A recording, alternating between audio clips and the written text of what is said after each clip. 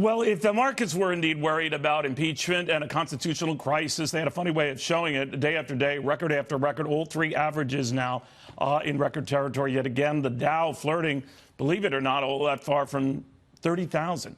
Two major trade agreements this week, and Blackstone CEO Stephen Schwarzman, Republican Senator Joni Ernst telling me this is what voters and clearly the markets care about. A White House trade advisor, Peter Navarro, who helped craft those, particularly with China, joins me right now. Peter, good to have you.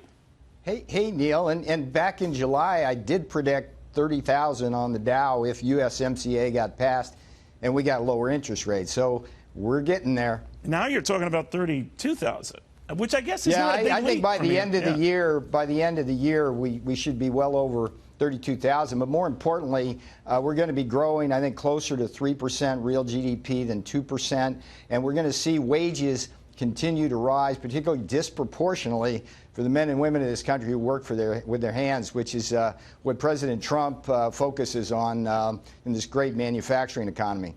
You know, when you talk about that kind of growth, which is above the consensus, which the consensus often has been very, very wrong, so you might as well have at it. A lot depends on the Chinese making good on their commitments, right? Now, in the past, they have made promises and broken them faster than I have diet resolutions. So how do you police that? How do you make sure that they deliver the goods and buy goods from us? That's the question, Neil. Glad you asked it. So there's two aspects to this. There's enforcement and there's monitoring of the behavior.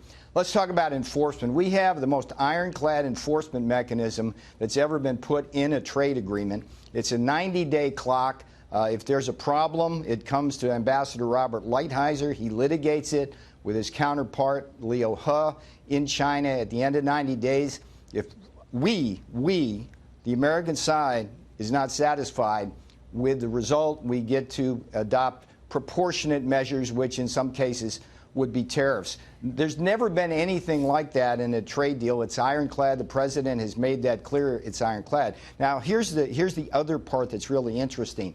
This Phase 1 deal has intellectual property theft provisions in it, and there's a whole section on counterfeiting, which is the purest expression of IP theft. China is the biggest counterfeiter in the world by a large margin, and so what we started to do, and what I love about the president is he skates to where the puck's going to be, a la Gretzky. Months and months and months ago, we put into place with Customs and Border Protection Operation Megaflex, which on a monthly basis, we are opening thousands and thousands of packages from China, looking under the hood.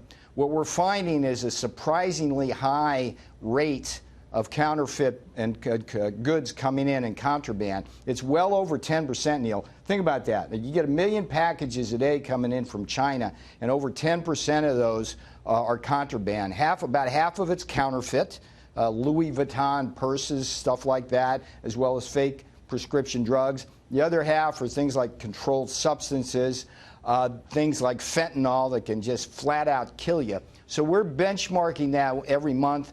And in the monitoring game, if that's not going down, then the enforcement comes into play. You know, part of this involved not calling China a currency manipulator. I don't know whether that was a stipulation on their part, but you have them. It was not, by the way. Okay, so do you think that in the past they have rigged their currency to get what they wanted?